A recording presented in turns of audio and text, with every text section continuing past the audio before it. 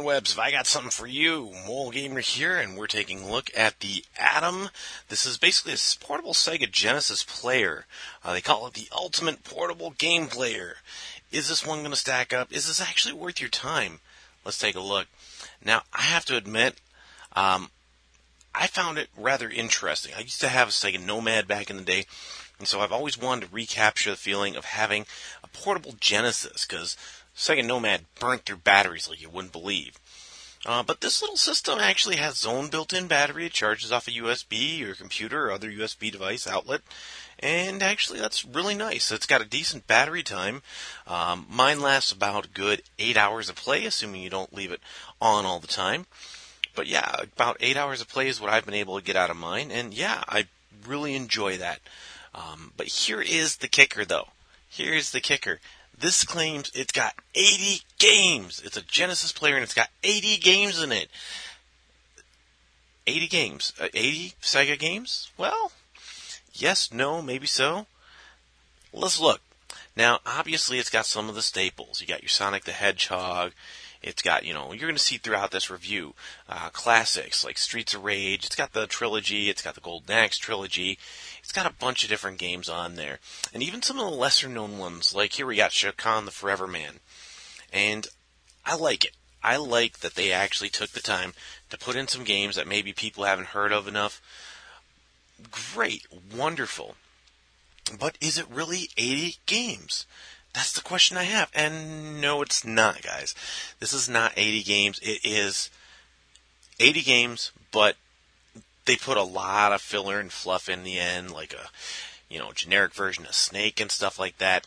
So, yeah, you do have 80 games in theory, but it's not 80 Sega games. Got a bunch of fillers in there that I honestly don't care about. I never play them. Neat little feature of this one, though, and because I don't have any legal versions of ROMs for some of these things, I don't have any, but you can download from the internet and play emulated games on here. So if you have a good ROM repository or something like that, or even if you have the capacity of making your own ROMs, you can take and you can store them on here, and you can play those images. You can play those images on the system. It's pretty sweet that way. So, yeah, I think that's pretty awesome. I think this is a really good player. Problems that I have with it, though. And major problem I have with it right now is actually the sound. Because the sound in this one, the images they used of the classic Genesis games, is not the way I remember it. And so let's just do a quick comparison here. This is Comic Zone, and you're going to see me playing it on both the Steam client and emulated through the Steam client, so it is legit, guys. And you're going to see me playing it on the Atom. And now let's just listen to the difference here. Well done, Turner.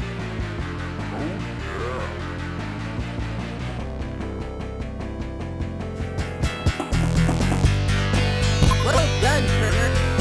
Oh yeah. As you can tell, there's definitely a difference in the sound there, especially when she says, "Well done, Turner." Well done, Turner. It's like, no, guys, come on.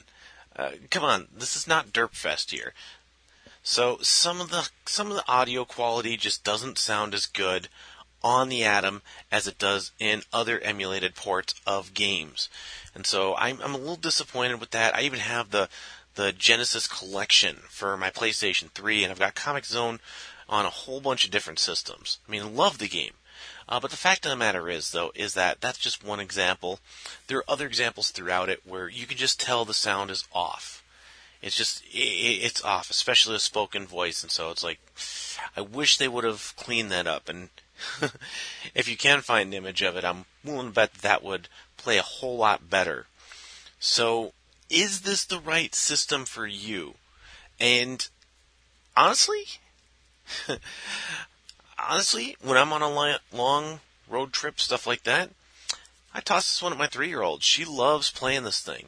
She plays a lot of Echo the Dolphin and stuff. Great. Loving that. For me, when I first got it, before I started letting my kids play with it, I actually carried it around and I played it more, probably for nostalgic purposes, but I played it a whole lot more than my Vita.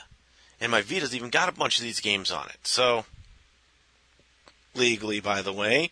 I bought the Sega Genesis Classics pack for PSP, and it is compatible with Vita through some funky reworks that they didn't let you do with the PlayStation TV, but it works without doing anything illegal.